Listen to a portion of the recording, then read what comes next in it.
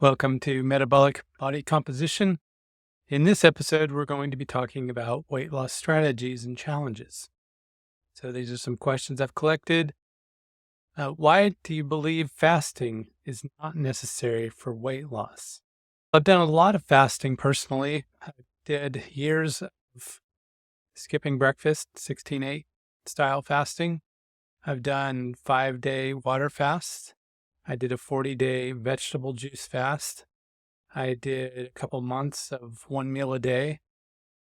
And I initially would lose some weight. Eventually, my body adapted to that. Certainly, 1 meal a day was difficult to maintain, getting an entire protein requirement into 1 meal. I ended up with what we call meat sweats, where by the time I was eating even an early dinner, my body would be so hot going to bed that I'd just be sweating even with the air conditioner blowing. The research I've found when they actually control, and usually they don't. So when you do find some where they control for total calories and protein, because we know protein is thermogenic, that there's no difference in fat loss between intermittent fasting and calorie restriction. Whenever fasting does anything, it's because of the calorie restriction. Very few people who do fasting make up those extra calories fully in the other meals. And there's some threshold at which longer fasting means you start to lose lean body mass. We'd have the research to show it when that's tracked. And I think I've seen that for sure on fasting intervals that went alternate day fasting. So if you're eating once every 48 hours, you're probably losing lean body mass. And that's something we definitely want to avoid because that's harder to get back than it is to lose. So probably the threshold is somewhere around 1 meal a day. If you're doing 1 meal a day, you're probably not losing lean body mass as long as you're exercising. But if it's more convenient for you to do intermittent fasting than to eat 3 meals a day, that's fine. It's just another form of restriction. But there's nothing magical about it. Your body does autophagy anyways, and it's not necessarily something we want to put the gas pedal on when the body's trying to regulate what it's already doing. So that's why I say fasting is not necessary. If it works better for you, that's fine, but it's not something magical that independently causes weight loss. Next question, why do so many people yo-yo diet or fail to keep weight off? I did this myself. I did the protein sparing modified fast and lost almost 10 pounds over a few weeks and then put it all back on within a week. I probably lost some lean body mass during that time. I wasn't doing as much strength training as I would have needed to maintain it.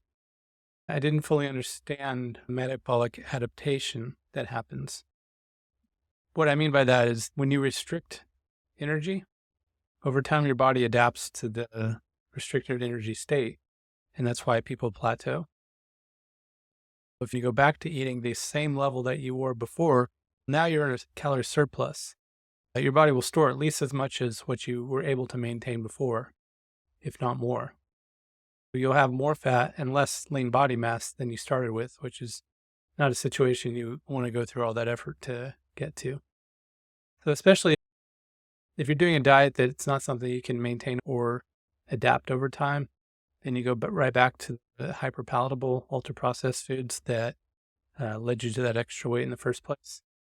It's hard to maintain weight loss when you do that. To keep it off, it helps if you do a reverse diet so that you are not in a surplus after completing a diet.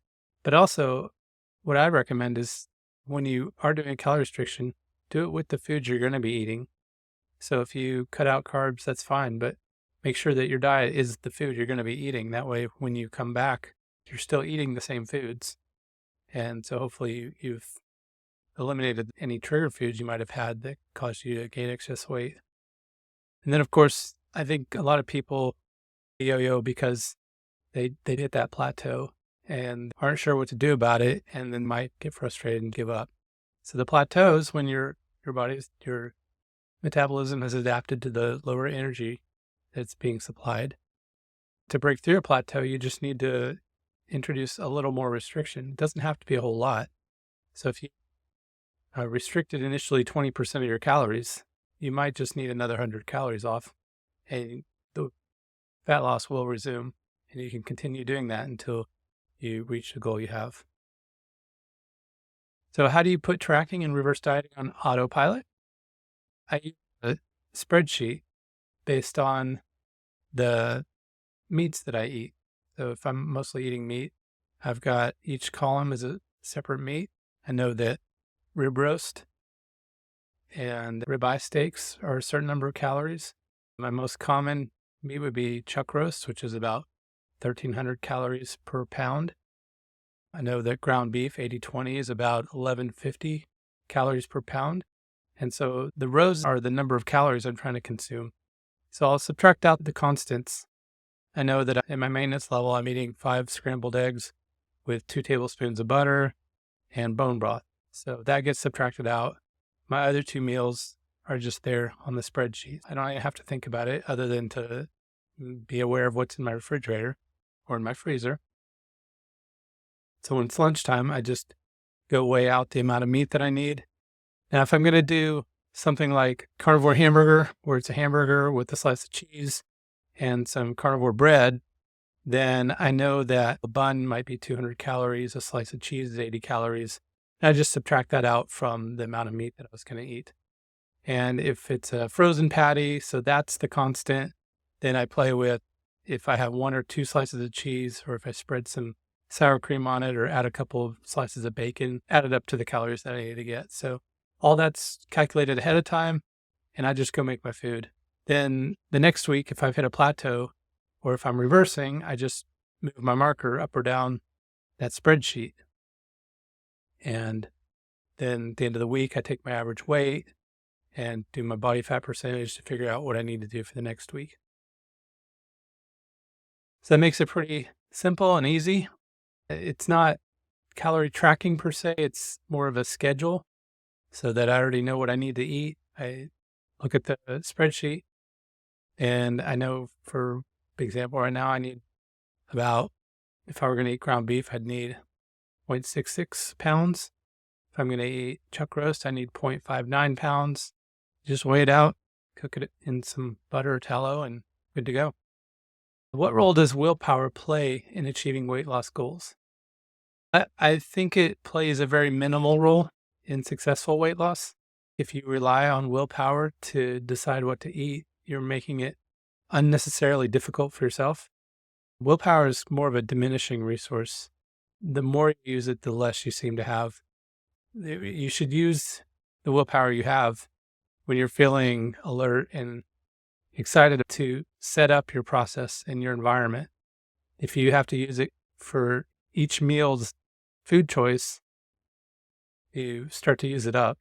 Use your willpower to set up your environment, meaning get the foods you're going to be eating and get rid of the ones you're not going to be eating, and then set it up so you don't have to spend a lot of effort thinking about it. That's the role that willpower would play. Now, what are the most common mistakes people make when trying to lose weight? I think the main ones are not understanding these basic principles that we've been talking about. Metabolic adaptation, understanding that you need a certain amount of protein, that fat is better for you than carbs, following certain trends. If there's some social media posts saying that you should only eat one kind of food, or I've heard of a sardine fast, which is fine. Sardines are great. I eat sardines sometimes too. But there's nothing magical about only eating sardines to the exclusion of all other foods. I think the next biggest mistake is probably ignoring or failing to recognize the importance of energy balance. You want good metabolic health, and that's why we're talking about keto, carnivore diets. Energy balance is still relevant.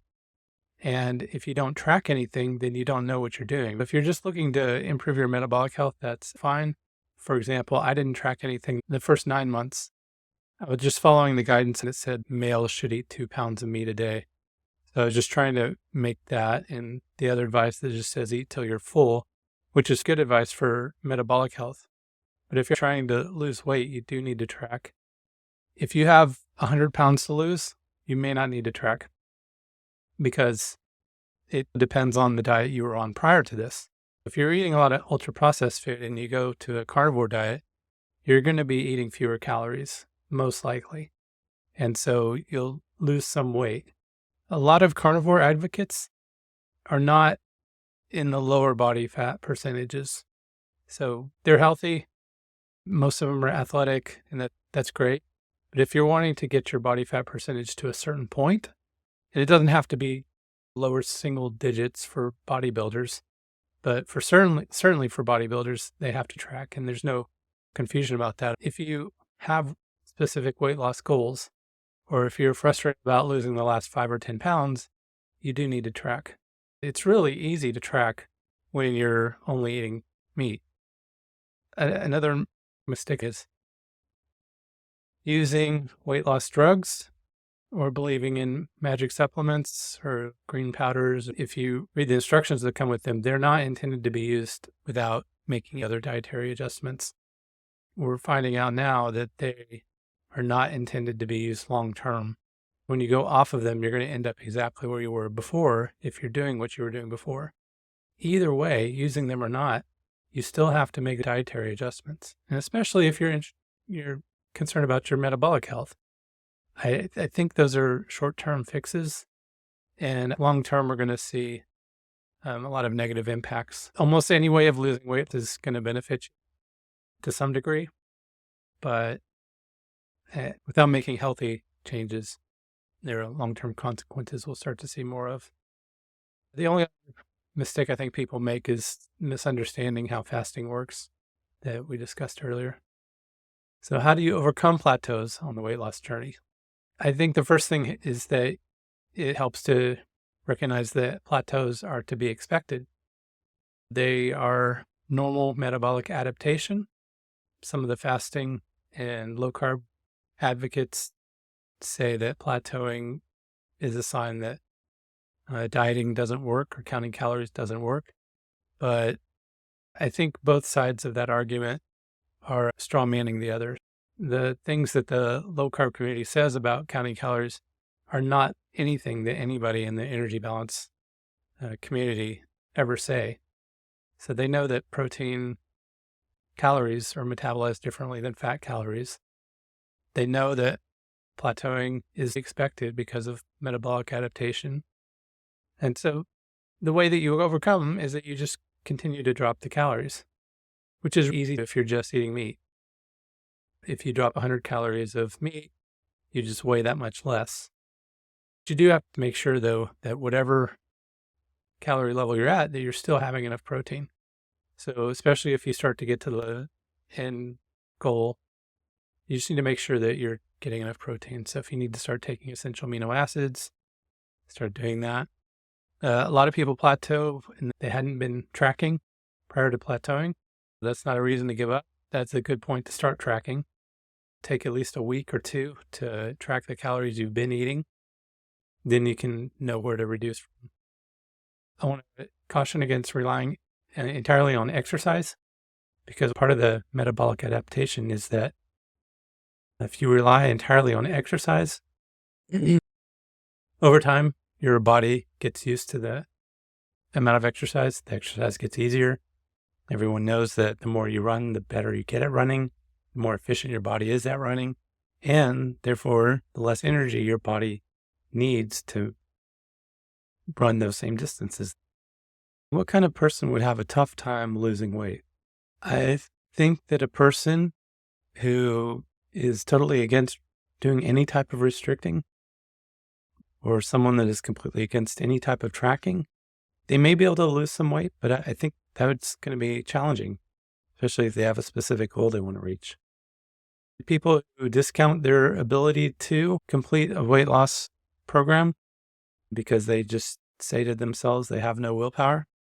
And we discussed earlier that you don't really need willpower for weight loss, but if that's a mental, emotional block they have, then they may not give it a good effort.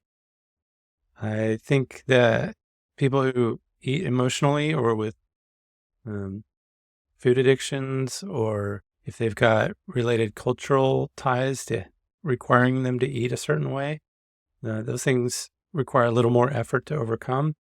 I think you can still be a part of your culture and make adjustments in the way you eat. I think you can find different ways to manage emotions. I think food addictions are another entire topic that need to be treated in a similar way to alcohol addiction or tobacco addictions. But there are ways to overcome those things for sure.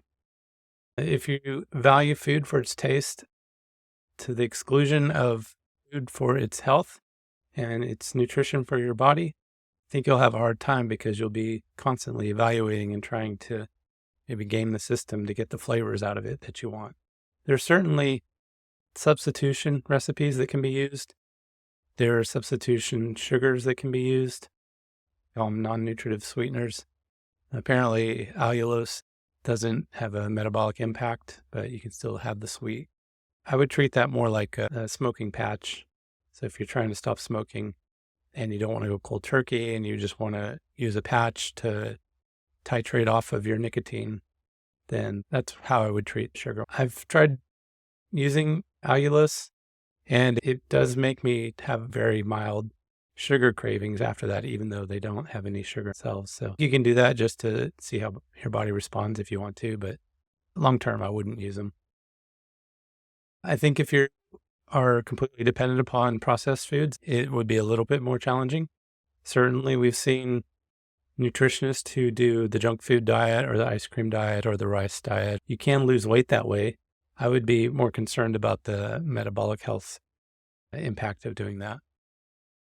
I think if you're deep in a eating disorder, that switching to a keto carnivore diet may help, but they otherwise might have difficulty losing weight. Obviously, an anorexic wouldn't want to lose any more weight. Some of those things I understand are caused by excess processed foods and sugars and hyperpalatable foods that are overeaten.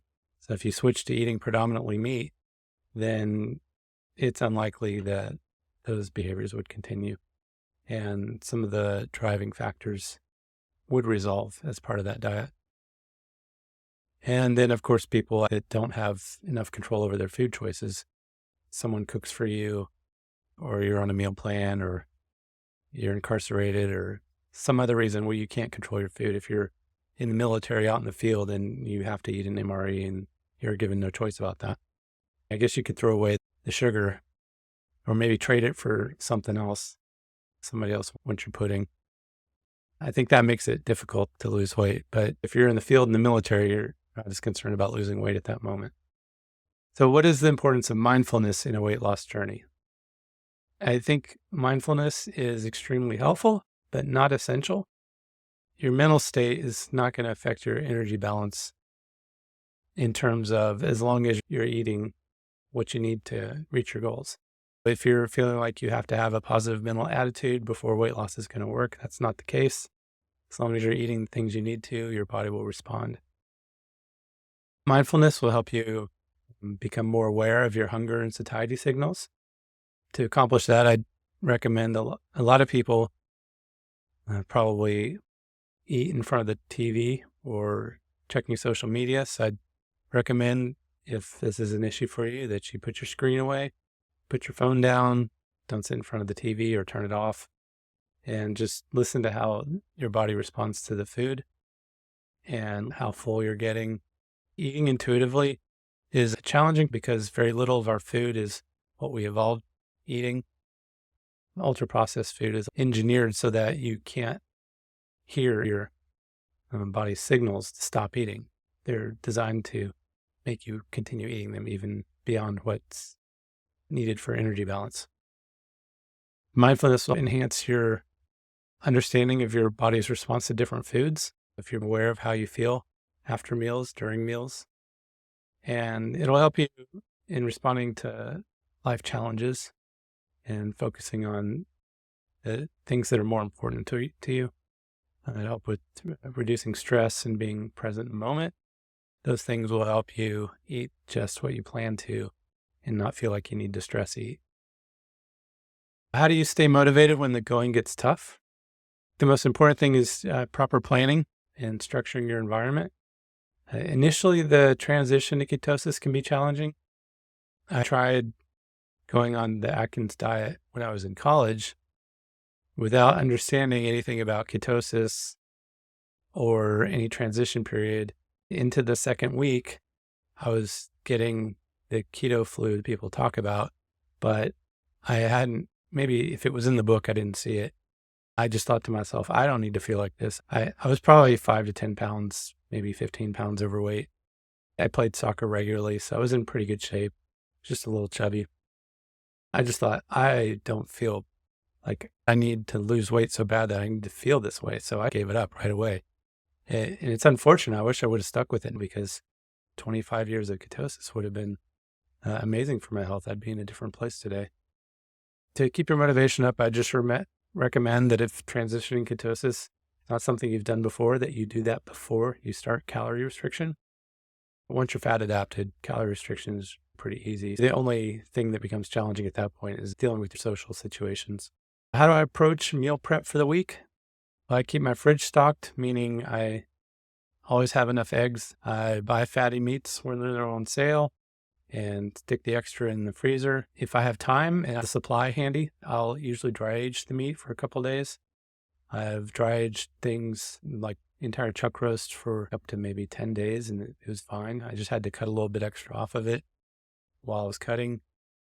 There's some kind of membrane bag for dry aging where I dry aged a brisket for 45 days.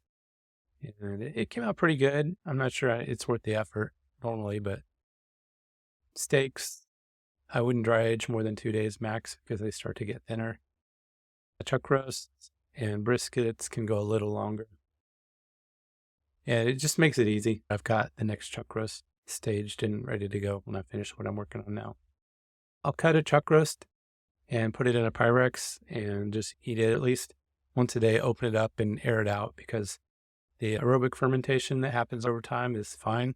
The enemies are moisture and anaerobic fermentation. So if it doesn't get the air, it'll start to ferment in a way that will smell bad.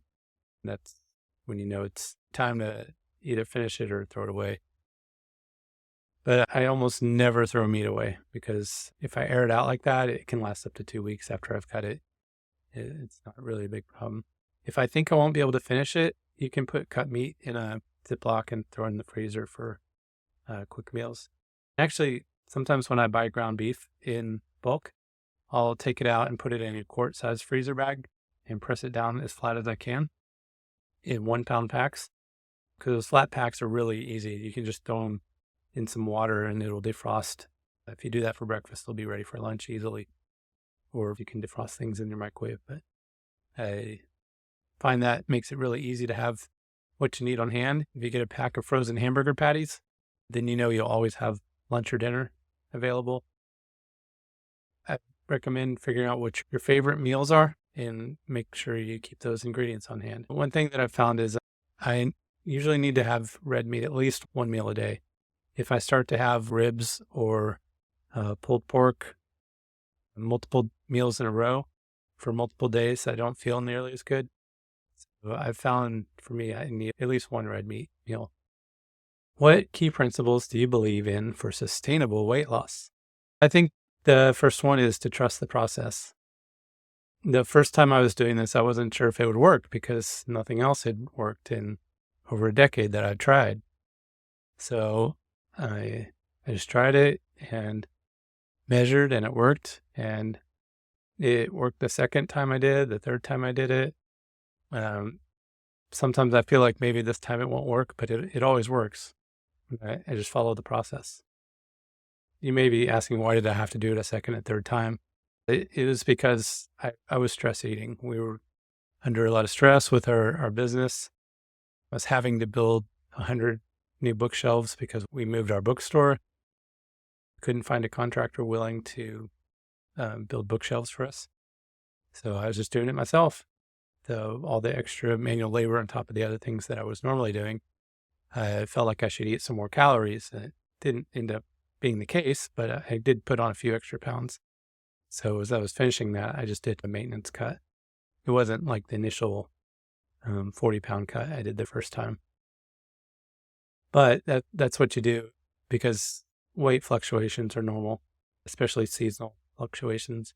Or if you want to go all out for holidays and not track anything and then take a couple weeks to do a cut and get back to the weight you'd like to stay at, that's all fine. Key principles, right? We use the same foods that you're going to use long term during your weight loss. If you're planning to go low carb after you finish and going to do keto during, that's fine. Then you'll just add some additional foods. But I wouldn't eat completely different foods because that sends your body the wrong signals that at some points you're eating one way and another time you're eating a different way. I think it's important to let your taste buds adapt to a new way of eating. If you switch to mostly meat or all meat, I was putting a lot of rubs on my briskets and my ribs when I was smoking different meats initially, and I found that I just don't need them anymore. It's been almost 4 years, and I found I was using less and less until I just don't put it on anymore. Now, if ribs dry out after a couple of days, I might put a dab of sugar-free barbecue sauce in it just to make it a little more palatable. But most other meat, if you just add a little fat, it's good to go again. If you're trying to resolve metabolic issues, consider a very strict, maybe a lion diet. That's a branch of carnivore diet, which is only red meat and water and salt. As an elimination diet, you can figure out if you've got food sensitivities or if you have access to a continuous glucose monitor to manage blood glucose. Then you can figure out what will work for you long term, because sometimes it's just an individual plant intolerance. And if you just do an elimination and then add one thing in at a time, then you can figure out what you need in the future. So what is the role of exercise in your weight loss approach? I'd recommend maintaining a consistent exercise routine regardless of your body composition goals. We find in the literature that lean body mass is the number one predictor of longevity, and that VO2 max is also a high predictor. VO2 max means your aerobic capacity to process oxygen during exercise. When you're calorie restricting, don't try to necessarily set new personal records. Last time I was calorie restricting, I was going on longer and longer hikes. But in terms of setting weightlifting goals or some high intensity sport or athletic event, that may not be the best idea. I would focus on exercises that you're willing to do long term. So like not changing foods just for the restriction. Don't change your exercise just for the restriction. But yeah, focus on strength training. And for your VO2 max, high intensity interval training works better for most people. And if you want to maximize that, there's a thing called resit. High intensity interval training or high intensity training is HIIT. So there was then REHIT, and they've renamed it resit, which stands for reduced exertion sprint interval training. And if you Google that, you can find the papers on that. It's basically doing 2 sprint intervals, maximum of 20 seconds, with 3 minutes of warm up, cool down, and rest in between. So you just do that 3 times a week. They found that gives you just as much benefit as longer high intensity interval training sessions. If you add it up, that ends up being 10 minutes 3 times a week, which is pretty manageable for just about everybody if you can find a place or a method to sprint. The original research was based on stationary cycles. So you could do a regular bicycle if you've got a place that you can sprint on it for 20 seconds. I considered sprinting on a track across the street from where I live, but the problem with that is that, one, if the weather is not cooperating, but more importantly, two, trying to time 20 seconds, sprinting all out, looking at your watch or whatever you're timing with, in 20 seconds, a reasonably fit person can run more than the 100 meters that is the straightaway of a track. So if you're having to run in a curve and check your time, that can be more prohibitive. I have access to a cross-country skier that I just sprint for 20 seconds on so that I can get upper body work into. Strength training, Hinselman on YouTube has a lot of research out about strength training. And the number one correlating factor to strength training results is the volume, the weight and repetitions and sets that you do. If you want more strength training benefit, do more strength training. And so it's not a matter of doing 1 set to failure or 2 sets to failure. They've found positive benefits all the way up to 45 sets over a week per body part. So if you break that up into 3 workouts, for example, if you were going to do bench press or bench press variations to hit your chest muscles, that would be 15 sets 3 times a week. If you did 3 different exercises for that, chest press being one of them, that would be like 5 sets of each of those 3 exercises 3 times a week. You'll get some benefit if you do 1 set 3 times a week, but you'll get more benefit if you do more. That's just something to keep in mind. It just becomes a question of what your goals are, how much time you want to spend achieving your goals. So what are some practical tips for managing cravings and hunger? Fat adaptation makes managing hunger much easier. I don't have cravings the way that I did before. On paleo diet, I would crave nuts. And then even though I would try to measure them in a measuring cup, I would still top off the cup and maybe eat a few besides that. And it was just a slippery slope for different things. I had the same issue with cheese.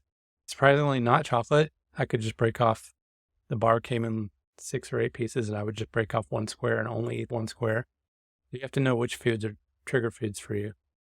On a keto carnivore diet, when you become fat adapted, you really don't end up with many trigger foods. I don't think meat is a trigger food for pretty much anyone if it's just the meat and full of sugar or barbecue sauce. So fat adaptation makes hunger easy.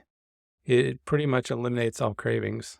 I do still feel hungry at times, even when I'm not restricting, but that's just normal physiological hunger. I don't get hangry. I don't have low glucose, even when I'm exercising in a fasted state. For some people, scheduling your eating can be helpful. It's not necessary, but eating at regular times means that if you feel hungry, you can just ignore it because you know your next meal is coming up soon. When you're fat adapted, that works that way anyways. Even when I'm not restricting, I'll wake up and be hungry in the morning, but it doesn't matter because I know if I just ignore it or drink some water, it'll go away pretty quickly. I think understanding the role of carbohydrates and fructose, the way it can increase your uric acid and trigger foraging behavior will help you. Just understanding what's happening will help you mitigate it. So if you're on a moderate or high carb diet, realize that those carbs are going to trigger you to eat more carbs. Manage those. You can eat fewer carbs or just be aware that you're going to feel that way and try to do something else. Keep busy. Recognize that constant hunger is not a natural state. So if you're feeling constant hunger, you might want to look at what else you're doing. I wouldn't expect to feel that way on a keto diet. It has enough protein in it. I think having enough protein is one of the key factors for managing cravings or hunger. How do you measure progress beyond the scale? I focus more on body fat percentage than the actual weight. So I weigh daily, but I'll tape my waist and neck once a week. Females, you also need to tape your hips to put in the calculator. I focus on body fat percentage because sometimes my weight will fluctuate. If I go on a hike and I lose a lot of water weight, if I notice that I'm eating something that digests more slowly, like cream cheese, I may gain a pound in a day, but knowing that's just part of my weekly fluctuation, it's not a big deal. That's why I take a 7-day average when I'm doing my calculation. Of course, you can notice how your clothes fit. After I did the cut and lost weight, I was able to fit into what were called my skinny jeans when I got them more than 10 years ago. I could never fit in them since then, but now they fit just fine. Pay attention to improvements in your sleep, in your mood, in your energy.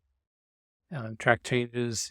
Notice that your athletic performance will probably improve. I was a little surprised, even while I was doing calorie restriction, that I was going on longer and more difficult hikes. And even walking with minimal weather protection in snow, it was still fine, even though I wasn't constantly having snacks like folks who are carb dependent need to do when they're on hikes. I think the longest I went was for breakfast to eating lunch 9 hours later after walking something like 16 miles in the snow and rain. It was cold. I just had a thin layer over me, but it was fine because I was fat adapted. I had some food in my backpack, some pemmican, but I didn't want to take my pack off because I would have gotten cold. So I just pressed through and came back and ate when I was nice and warm. You can also, if you're tracking health symptoms, check if you're checking your cholesterol or your glucose or HbA1c. You can track all those things too. And then more importantly, set goals for process rather than outcome goals. If every week you look at the scale and your body fat percentage and you're a little discouraged and it's not going as fast as you want, you'll be more if you just have a goal that you followed your meal plan, made adjustments, and learned something during the week. If your goal is that you follow your process, it'll be more encouraging than if you are just trying to hit a certain number. And finally, what advice would you give someone just starting their weight loss journey? Say, learn the principles, learn to follow your plan and be consistent with it. Get any support if you need it, and focus on the process, not on being perfect.